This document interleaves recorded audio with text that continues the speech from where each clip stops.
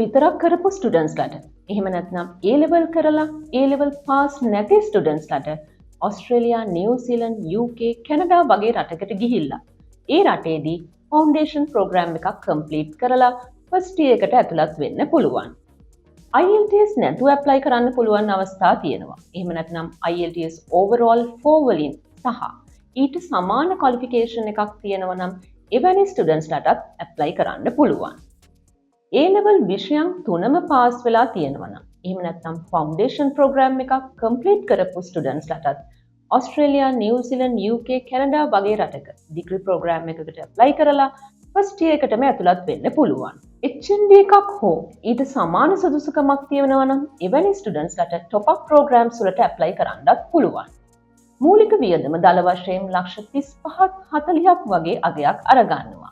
ඒ වගේම business, computer science, education and teaching, engineering, nursing, health science, social work, එහෙම නැත්නම් social science, law වගේ තමන් කැමති ඕනෑම ඩිග්‍රී ප්‍රෝග්‍රෑම් එකකට ඇප්ලයි කරන්නත් පුළුවන්.